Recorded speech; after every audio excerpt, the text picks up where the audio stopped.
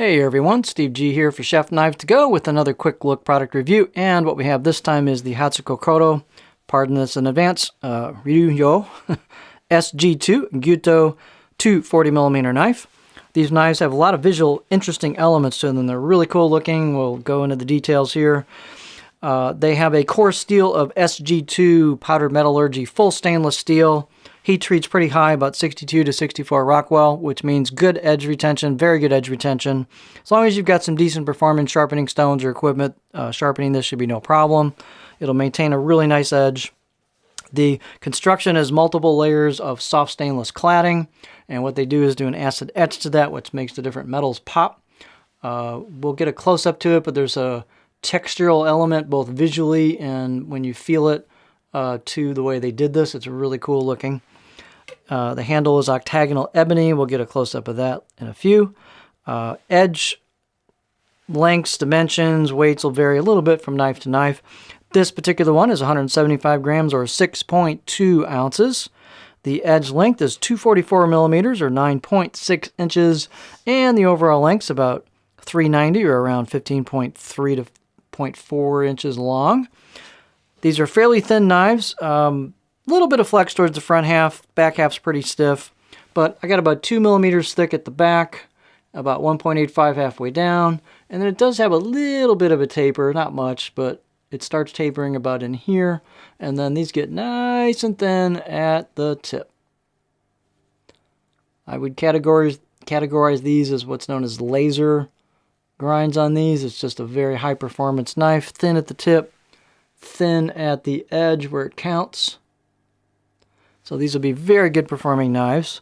Height, plenty tall at 51.8 millimeters tall, almost 52. Fairly wide neck, but little spot there. They've got kind of a quick curve to the corner with the choil into the neck here, so you can see that right there. Let's take a look at the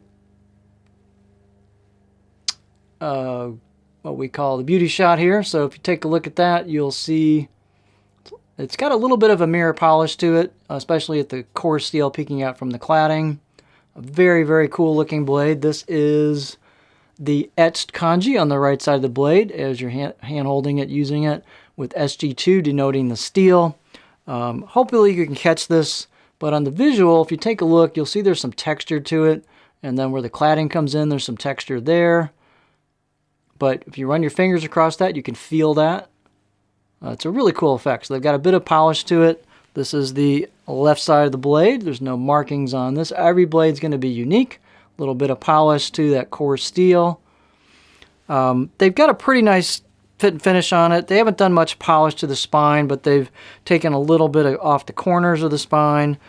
And they've taken and polished a little bit on the choil into the neck, so it's ready to go out of the box. This I'll give a 7 out of 10 on my sharpness scale out of the box. It's very, very sharp out of the box. Nicely crafted edge with some polish to it. So this is just ready to rock and roll right out of the box, so that will get sharper if you do your part. The handle again is ebony, and this is a little bit lighter ebony, so the darkness of the ebony can definitely vary by sample. Here's an example of the 210. You can see that ebony handle's a lot darker, so there can be some variation there. Nice tight seal-up job where the tang goes into the handle. Balance point is, it's a pretty heavy wood ebony, but there's your balance point about right there. It's just a touch behind my pinch grip, so it's pretty neutral, just a touch handle heavy, but not a whole lot. Let's take a look at what this thing looks like on the cutting board as I bump my box here. And let's take a look at it. We have this, every knife's not going to have the exact profile, but it gives you an idea what this maker does.